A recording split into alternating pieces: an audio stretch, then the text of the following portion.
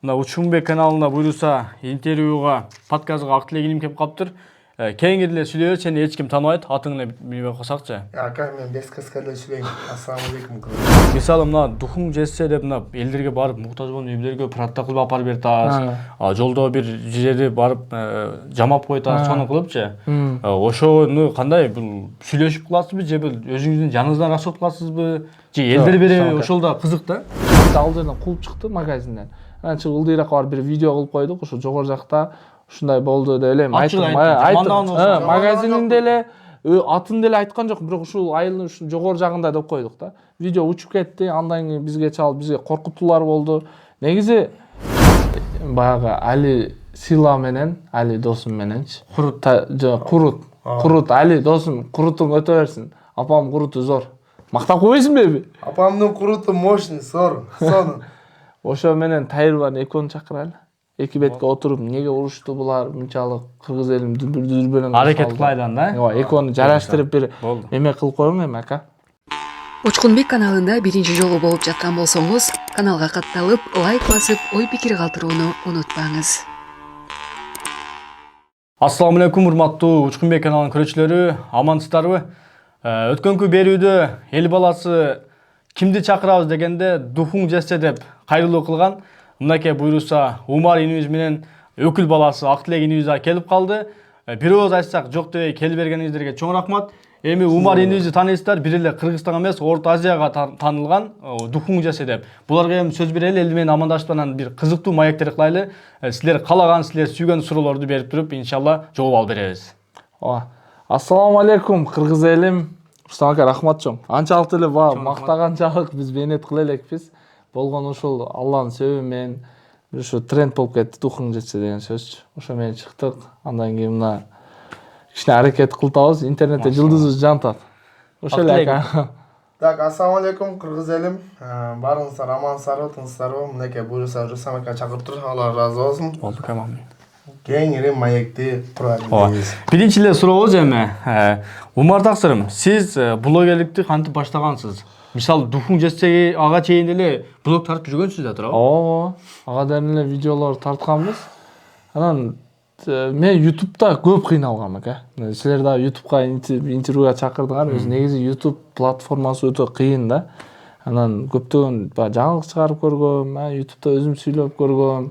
Ошентип 2017 баштагам блогерликти. Сиз YouTube блогер экенсиз да? Кызыгып кылгам, окшошпо эми үй бүлөдө кыйынчылык болгон, иштегенбиз, таштап койгонбуз. Ошентип убактар өтүп жүрүп, анан ошондо бир ютубер бир братан айтты эле магачы, эми акебиз айтты эле.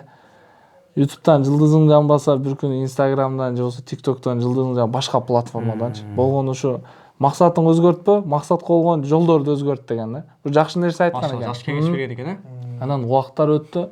Бир күн ошондо Instagram'да видео тартып сүйлөп койдум, Москвада жүрүп таксидечи. Ошондон блогерлик просмотрлар кетип, бирок только Өзбекстан көрөт эле да, менин Instagram'ымчы. Өзбекстандан бир 60 миңдей адам чогулткан подписчикчи, живой. Анан ошентип жүрүп Кыргызстанга келдим, издендик. Анан эле күндөрдүн бир күнү ошол духуң жетсе деген сөздү. Ошол духуң жетсе дегенде бирөө идея бердиби же өзүңүз ойлондуңузбу ошону? Буну жок, буну мындай болду. Бир досум мага комментарий жазып атты, ошон духуң жетсе, машинанын баллонун өртөп сал деп видеомдун түбүнө комментарий жазып койгон. Өзүм жакын досторуманчы. Анан аны багы элдер колдоп, көп лайк алган да, комментарий. Ошонун артынан эле ошол нерсени окуп, видеону аткаргам.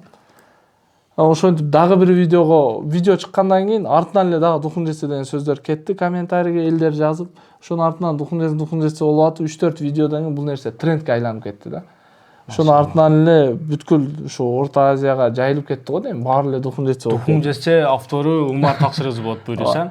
Бир эле Кыргызстан эмес, Өзбекстандан бүт жактан айтат. Эми Актилекке дагы суроолор берели. Актилек Өкөң ата бала атаны кандай таап алдың, кандай болду, кайда жолугуп калдыңар, ошолор боюнча кичине маалымат айта кетсең. Сен Москвада жүрүп келдиң, Москвада жүрүп келдим. Ооба. Негизен Умар байке менен Умар ата менен кантип таанышып калдым? ата деген болом. Такалып калтам. Такалба. Камерадан сырды айткансың да. Балам. Биринчи жолу интервью бердиңиз. Биринчи жок. Экинчи жолу. Биринчиде сизге бир жолу бергем. Мен интервью алгам да. Кезимде болсо керек эле. Ошол кезде таанышып калганбыз. Ошол кезде буяк атам болсо YouTube тартат эле, пранк тартат эле, мен да көрүп, иштеп эме кылып калат элем. Анан ишинтип жолугуп 1-2 видео тартып, анан мындай кылып туруп интервью берип калгам. Ошо экинчи интервьюм деп койсок болот. Ошентип анан жүрүп Москвага кеттим.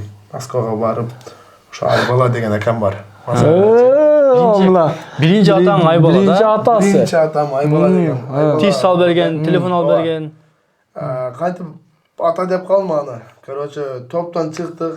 Мен биринчи күндөр топко барып жүргөндө экинчи күнү болсо керек эле. Адашпасам экинчи күнү иштеп тишим жок кезинде эле да ал. Тиш жок. Аз алдыңкы тиштериң жасалма. Ооба, жасап койгон да. Ким жасап берген? Ошо Айбак ака.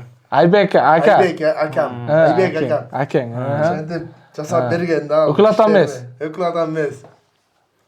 Анан ошентип тартты. Ака иштеп өкүл ата коет деп видео тарткандан кийин ал учуп ошакта өкүл ата деп кызытып кызыгып кеткен да. Ал кызып кетип анан кийин элдин баары мени өкүл ата койбойсуң, мени өкүл ата койбойсуң деп. Анан бир маалда Кыргызстанга келип калдым. Кыргызстанга келип ал кезде Умар байкем биякта билесизчи Москвада. Байке. Умар атам. Балам. Сүрдөп атам камерадан. Сүрдөп атам. Байке де элдетин деп ойлоп. Мени ата деп алган. Жок. Анан Умар атам биринчи сиз келдиңизби, мен келдимби билбейм. Короче, экөөбүз Кыргызстанга келдик Москвадан. Кыргызстанга келип, анан бияк атам мен ата койбойсуңбу, скутер алып берем деп аркамдан жүрдү. Жок деп жүрдүм. Кыркпайын деп жүрдүм да. Айбаланы кыркпайм деп жүрдүм. Кыркпайын деп жүрдүм. Билбейм кантип ата деп калдым, түшүнбөй калдым мен деле. Эрте билип кетти да. Ошодон бери атам колду карманчы ата. Ошодон бери ата болуп, мына трендка. Кыйла жүрдүм артыңан, балам, а? Кыйла жүрдүм, скутер алып берем. Мен эле ата койбойсуң деп. Кыйла жүрдүм дагы. Билбейм кантип билип калдым, мен да өзүм түшүнбөйм. Скутер алып бербедим бирок, а? Алып бербедиз, бирок ата деймин. Айбала менен Умар атаңдын экөөнүн айырмасы кандай экен? Кайсысы бир күйүмдүүрөөк, сага жакшыраак? Мына кичине салыштырмалуу. Айбала атаңдын кайсыл тараптары жакшы, Умар атаңдын кайсыл тараптары жакшы? Экөөтөн жаман дей албайм, экөөтөн жакшы. Экөөтөн сонун. Бирок көбүрөөк, бир аз жакшыраак. Бир аз жакшыраак. Атамда. Умар атаңбы? Ооба. Машалла. Чындап айттың балам. Чындап. Жүрөктөн элеби? Кир, жүрөктөн. Өп коюнчу. Өп коюнчу балам. Кеп. Чындап жүрөктөн айттыңбы? Жүрөктөн айттым ата. Эртең анан Айбала келсе, баягы же башка бирөөлөрдү өкүл ата деп бербейсиңби? Жок, Кудай сактасын. Мен айткам, негизи мен атамды ата коюп жакта айткам. Я, Айбака, мен чалсам постоянно албайсыз, ана муну кыласыз. Сизден шынча күттүм, чалабы же чалсам албайт экен. Я, атам аталыктан болду, түштүңүз дедим. Умар атам бар дедим. Аталыктан түштүңүз деп туруп тарс кое алдым. Ошодон бери мына Манас шаарына жүрөбүз, кайсы жака болбосун ээрчитип жүрөт, аяка бияка поддержкасын берет. Мындай кыл, мындай жактан өз, мындай жактан кыл деп аябай күчтүү поддержкасын берди да. Атама чоң рахмат. Кыйналган убакытта сыноолор кеп калат го баягындай. Ошол маалда кимге кайрыласың? Ошол кезде атама кайрылгам. Ата ушундай болуп калды, ушундай болуп калды. Өткөндө бир видео чыкты. Мен ал кезде скутер биринчи алганда скутерди гайга түшүп калгам. Гайга түшүп калганда ата ушундай гайга түшүп калдым, анан мындай не кылайын десем, советин айтып турат да. Ошон үчүн өкүл атаны жакшы жактан тандаш керек да. Мен тандагандан аташпадым десем жаңылам. Балам. Ушинтип мага ар дайым поддержкасын берип турат. Ука мындай кылсаң андай болот, андай кылсаң мындай кылат. Бир жагынан Инстаграмга ham жардам берет. Бир жагынан мындай жашоодон да жардам берет да. Любой маалда поддержкада экен да. Любой поддержкада. Бирок мен ата болгондон сүйүнөм. Умар атамдай болгон сүйүнөм. Машалла. Балам, ке дагы бирөбөйүнчү. Ынтымагыңар бекем болсун, машалла. Эми Умар таксыр, эми сизге дагы суроо. Мынакей духуң жесте Айша деп айна чыгара баштадыңыз да. Ушул Асия депчи. Ушул өзүңүздүн өндүрүшпү чындап эле? Бирок билбегендер ham бар да. Ошол боюнча кандай идея келди же өзүңүз ойлонуп таптыңызбы дегендей? Ооба. Бул мындай болду. Мен багы мемеде YouTube'да жүрдүм да. YouTube'да жүргөндөн кийин YouTube'да жылдыз жамбады. анан Москвада иштеп жүрүшүн, Instagram көтөргөн. Мен бирден бир блогер болом деген себебим, ар бир адам бир нерсе ниет кылганда мен ниет түз коем да. Баарыбызда ниет болуш керек биринчиден. Ниетке мен бизнеске деп киргенмин да негизичи. YouTube'га деле, Instagram'га деле, блогерликке деле, духум жетсе дегенге деле. Instagram бардык нерсе бул иштеш керек да бизгечи. Мисалы, Instagram'га чаптадым, оңор эмес акча чаптадым да. Машина өрттөгөн баары, анан бул жерде бар тапшырмаларды аткарганда ар бирине жок дегенде 30 миң 40 миңден акчам кетет эле. Ошолордун артынан бизнес кылам деп өзүмдүн нерсемди чыгарам, өндүрүшүмдү чыгарам, элибизге, жерибизге деген ниетим бар болчу да. Ниет кылып кое бериш керек экен. Рустам ака. Машалла. Бул нерседе ниет бизден бекер экен да. Ниет кылсаң Алла Таалам жаштарга максатыңа жеткизет экен да. мисалы биз деле кара элекпиз. 20-нын ичиндебиз да. Эми канча жаштагы толук айтпай элем, 20-нын ичиндебиз. Бирок ниет кылып койдук эле ушул нерсеге өзү эле себепкер кылып койду да. Бирок баа жөн эле жатып албастан ушул нерсеге дагы аракет кылыш керек. Уруштуңар көп менен талаштыңар, тоскоолдуктар болду, путтоосулар болду туурабы? Бул айнаны бирден бир байке мага сунуш берип калды. Сен эми ушунчалык бизнеске, ага айттым да, мен бизнес кызыгам десем, ушундай айна чыгарсаң болот, оңой эле. Бирок ушуга мээнет кылып үйрөнүшүң керек. Кайсы биз Өзбекстан, Кытай, Ирандан бул нерсени үйрөндүк да, кантип чыгарыш, кандай кылабызчы. Анан совместный болуп аткан, мээнет кылып аткан нерсебиз мээнет кылып чыккан нерсе ушу. Алла Таалам ошентип чыгардык. Неге Асия бул? Асиянын эми тарыхы узун, эми муну кыскача кийин түшүндүрүп берейин ака, азыр айтпай эле. Кыскасы Асия болуп чыкты. Биздин өндүрүш негизи өндүрүштү чыгаргандан кийин чыгарыш оңой эле экен. Мисалы, үйрөнүп, башкалардан урдап, барып, үйрөнүп, акчасын берип, кыскасы рецепттерин алып келип, айнаны чыгарып баштадык. Бирок буну сатып алыш, Кыргызстанга кириш ошо проблема экен да. Мисалы, чет элде кандай колдойт билбейм. Бизде ушул айнаны уже чыгардык. Ичиндеги качествого мен өзүм башым сайгам да. Бул нерсечи. Берки күчтүү айналардан, берки еврейлердин айналарынан биздин базарда сатылган айналардын 90% еврейлердики, туугандар. Силер алып аткан айнанычы. Ошол нерсени жакшылап билип алыңыздар да. Еврейлердики. Анан биздики биринчиден арзан, экинчиден биздин өндүрүш. Балким алардан бир кичине мемеси артыкчылыгы жокту, баягы ылдыйдыр да, качествосы. Пакет жагынан, башка жагынан. Бирок жуугандан жакшы экен, мен колдонуп көрдүм. Жуугандан колдонуп көрдүмсүз? Көптү көп чыгарып берет экен, өтө сонун. Бирок качествосуна сөз берем да. Качествосуна сөз берем. Биз болушунча өзүнүн акчабызды аябадык бул нерсегечи, элибизге депчи. Андан сырткары, анан бул айнаны чыгарып базардан уже чыгарып алдык бизчи, товарды чыгардык. Эми жашмын сатуу жагынан тажрыйба жок биздечи. Биз эми блогербиз, хайп жаратышты билебиз, бирок магазинге кирип сатууну билбейбиз да. Сатууга отдельный мээнет керек экен да. Анан магазинчилер кыйын экен бул нерсени колдошчу. Мисалы сөз кеп калды, айта кетейин, кече жакында интернеттен көрүп калдык. Бир 2 күн 3 күн болуп калды. Ала Букка бардыңар, ата бала.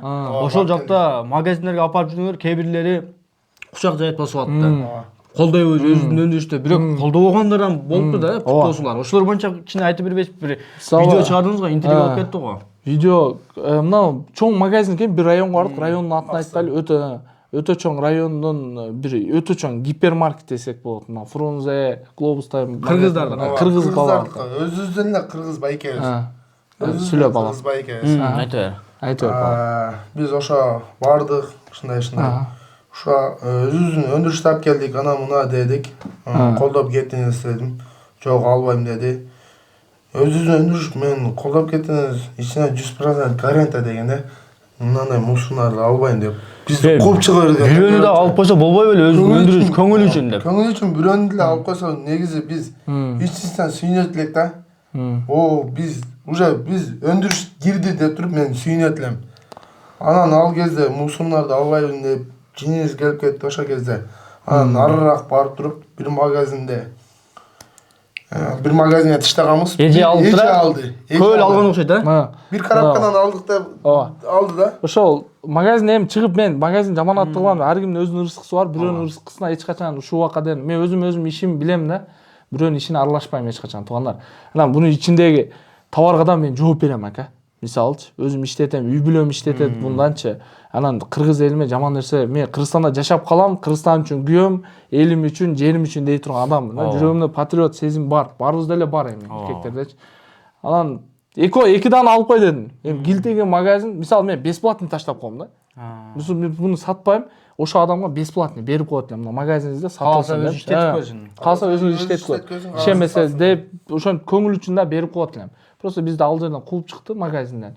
Анан чыгып ылдыйракка барып бир видео кылып койдук. Ошо жогору жакта ушундай болду деп элем. Айттым.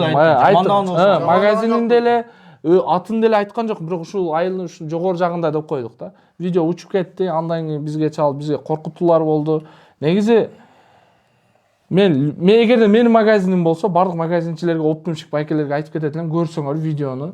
Эгер кыргыз өндүрүшү ким эмне чыгарбайт, Кыргызстандан чыгып атабы, колдоңуздар. Туугандар. Неге дегенде 100% биз бунун артынан 25 балабыз юбилейсин багып атат. Анын арасында балам, мен бармын дажычы. Бунун артынан өзүм юбилейимди багып атам. Өзүздө бир нерсе жаңы айта кете турган болсок да, мына азыр атамдын сөзүн жаңылайын да. Өзүбүздүн өндүрүш болсо, кирген болсо отказ бербей алууга да атат го. Бул туугандар өзүбүздүн өндүрүш өлтүрбөйт, өзү үчүн эле калат. Мисалы үчүн башкаларды колдоп атасыңар, мисалы чет өлкөлөрдү колдоп атасыңар да, андан көрө өзүбүздүкүн өлтүргүлө, өзүбүзгө эле калат мына. Бизге окшогон жаштар мына эми ушундай нерселерди чыгарып өсүп келатат. Ошолорду колдосоор секин көтөрүлүп, алар дагы дүйнөгө чыксын дейм, Азияга чыксын дейм максат кылат элем да. Биз мисалы азыр бир нерсе жаңылап кетейин. Биз чет өлкөдөн алып келип сатып атабыз го. Наоборот, биз чет өлкөгө жөнөтүп сатышыбыз керек да. Андыктан келиңиздер, жаштарды колдойлучу. Урматтуу кыргыздар. Машалла. Туугандар, дагы бир нерсе, Кыргызстандан айнаны биринчи болуп биз чыгарып баштадык. Ошону ham жакшылап эске алып коюңуздар туугандар. Биринчиден биз чыгардык. Иншалла базарда, магазинде кайсы айна болбосун, Европадан келет ака. Кайсы айна болбосун. Биринчиден болдук. Иншалла колдоп коюңуздар. Ушун суранат элем да. Ооба достор, мисалы мындай да, өзүбүздү биз өзүбүз колдосок, башка бизди эч ким сырттан келип колдобойт да. Биз ар дайым эле видео тартып жүргөндө да айтабыз да, өзүбүздүн өндүрүш болсо, өзүбүздүн өндүрүшкөн, өзүбүздөн агыла, өзүбүзгө калсын, өзүбүз байыйлы депчи. Орто Азияга чыккыла, дүйнөгө чыккыла иншалла. Балам, Сустам ака. Бул компаниянын ээси ким? Ошону айтып койчу. Ээси атам да. Сен ким болосуң бул компанияда? Зам директормун. Атамдын оң колумун. Атаң бир сырт нарак биракка иштериме кеткенде өзүң Кыргызстанда карайт кетип нарак биракка. Өзү кыдырам. Орун басарым да. Мен жок болсом сразу ордун басып алат. Негизи ачыгын айта турган болсок, кече Алабукка бардык. Ушу 10 бутуна 10, сол бутуна сол, оң колуна оң кол болуп жүрдүм. Көрүп аттык видеодо, көрүп аттык. Күйүп пишип кызмат кылып жүрдүң го. Уктап калып аттың го жолдо кетип атыпчы. Алардан көрдүм. Бирок чынында мындай жолдо көп жүрбөйт элем да мен. Көп жолдо жүргөн үчүн чарчап калаттым, бирок байкадык. Чарчасам дагы ушу жолдо өзүнүн өндүрүш болсун деп эле. Машалла, молодец. Ар дайым атаңдын айтканын кылып, оң колуна оң кол, путуна пут болуп жүрө берген. Энди бандо чарчап калдыкпы. Умар таксыр. Эми кийинки дагы суроолорго өтөйлү. Элдерге кызык да. Мисалы мына духуң жетсе деп мына элдерге барып муктаж болгон үйлөргө продукт кылып апарып берет. Жолдо бир жерди барып жамап коет, сону кылыпчы. Ошону кандай бул сүйлөшүп кыласызбы же бул өзүңүздүн жаныңыздан расчет кыласызбы? Же элдер береби? Ошол да кызык да. Негизи элдин назарынан калбаш керек дейм да менин оюмчачы. Мен биринчи өзүмдүн атымды мындай элге туура маалымат берип, элди туура нерсеге багыттаганды жакшы көрөм да. Да, хайп болушу мүмкүн видеонун ичиндечи, бирок ошол духуң жетсе деп тартып аткан видеолордун бардыгы реальный чын. Эми көп адамдар жазат экен да, ишенбейбиз башка. Бирок ишенбесе эми ар бир адам өзүнүн эрки. 80% хак экен да. 80 эмес, 100%. Эми ортосунда реклама болгон болсо ал нерсени билет элдер. Реклама болсо реклама бардыр. Бирок аткарып аткан нерсем 100% чын. Элдер эми ар ким ар кандай ойлойт экен да, бирок мен главный алды артым таза болгон ошол нерсе. Жаман нерсеге аралаша элекмин, Кудай насип кылсачы. Болгону ушу атымды таза алып кетким келет да, Рустам ака. Баары биринчи очуртта ушу Инстаграмдан элим мага ишенсе, мен ошолордун ишеничин актайм деп аракет кылам. Сенчи балам? Энди эле буйрса иншалла. Качан үйлөнөсүз? Биз эми насип этсе үйлөнөбүз. Жакын күндөрү болобу? Күзгө, быйыл же быйылдан кийин? Быйыл күзгө деп атабыз. Бирок кыз жок балам бизге. Бойдок кыздар жазгылачы. Актылек сен качан үйлөнөсүң?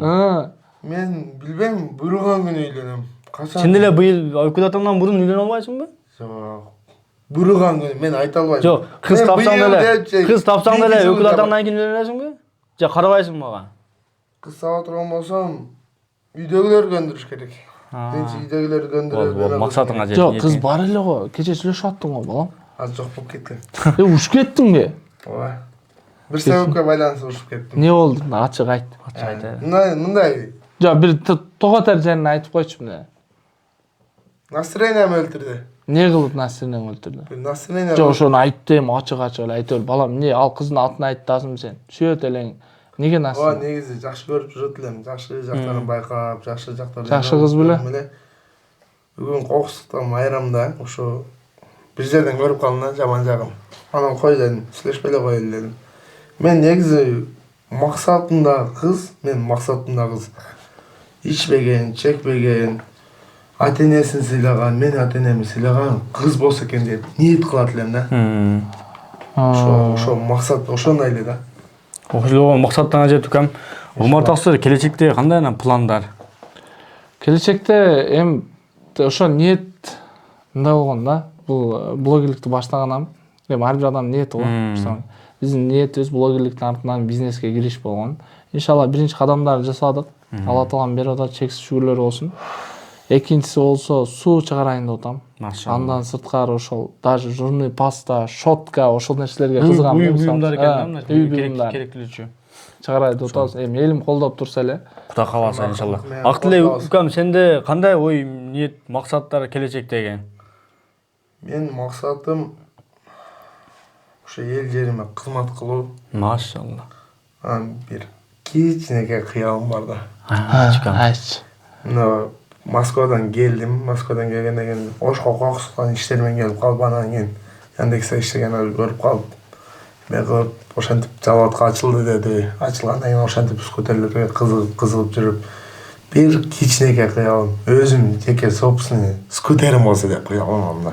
Ачык эле сөз. Машалла. Ошо эле бир кыялым, ошода бир собственный. Ол кыялыңды мына атаң утат го, атаң эле айтсаң. Буюрса иншаллах атамын иши жүрүшүп, ошо кыргыз элин, ушо Ася деген айнаны колдогон болсо, атам без отказ алып берет. Эй, балам. Шеде бурда подкаст да? Бол, жаңы скутер. Кытайдан заказ кылабыз, а? Бөлүп берейинби? Бөлүп коеюнбу? Бөл. Анай, бул балам акылды да иш жүрүшсө да атына. Балам мени ойлойт. Иш жүрүшкөн болсо ошо кыялдан скутер менен эмне айна ташыйсың балам? Айна ташыйм. Кичине болгон кыялымды ошо скутерди алам. Ушул айна кыргыз элин колдогон болсо, мен алам ошо скутерди. Ана туугандар, көрдүңөр, 25 адам багатабыз дейм. Ар биринин өзүнө жаша кыялы болот. Алардын ичинде мына балам кыям. Скутерге иншалла ошо айнабыз өтүп турса эле скутерде. Бир күндө алып берип коем балам. Болду иншалла. Ниет кылдыңбы? Ниет кылып коелу. Биз кимди чакырайлы? Айткыла. Кимди чакырайлы? Кийинки чыгарышка. Чакырайлы да. Кимди чакырайлы? Айтчы балам. Балам айтсын ами. Кимди чакырайлы? Точно айта албайм. Сиз айтыңчы. Айта албайсыңбы? Эме кылайлы. Али баягы Али Сила менен, Али досум мененчи. Курут Али досум, курутуң өтө берсин. Апам куруту зор. Мактап койбойсуңбу эми? Апамдын куруту мощный, зор. Сонун. Ошо менен Тайырбан экөөнү чакырайлы. Эки бетке отуруп, эмнеге урушту булар, мынчалык кыргыз элин дүрбөлөң Аракет кылайлан да? Ооба, экөөнү жараштырып бир эме кылып коюң эми, ака. Ооба. Силер дагы ой пикириңерди жазып койгула. Тынч боло, аман боло, Алланын сактыгында коргондо болуңуздар. Экөө бири-бирине махабат болсо али мен эме Тайырбанч ачык элге жарыялап, урушуп өрбөй кичине жараштырып коюң эми. Ооба. Ошондой келгиле подкастка. Рахмат. Салам. Алла разы болсун сизден, ака. Чоң рахмат. Көп сүйлөп бердик. Сөз бербесеңиз алып сүйлөп салдык. Кыргыз элин туура түшүнөт. Ассаламу алейкум баарыңарга. Кыргызстандан үй алуу үчүн көпчүлүгү чоң суммадагы баштапкы төлөм топтошум керек деп ойлошот. Бирок андай эмес. Баштапкы төлөмсүз эле даяр, дароо кирип жашаганча төлөй турган үйлөрдү алсаңыз болот. Биз Топ Кочевник кыймылсыз мүлк агенттиги сизге юридикалык жагынан таза, документтери так, дароо кирип жашай турган үйлөрдү алып берген жардам беребиз. Андан сырткары жер участогун алсаңыз дагы болот. Толугураак маалымат алуу үчүн ылдыдагы номерлерге жазыңыздар. Консультация акысыз. Үй алыңыз, жакшы жашаңыз, жакшы жашоо кылыңыз.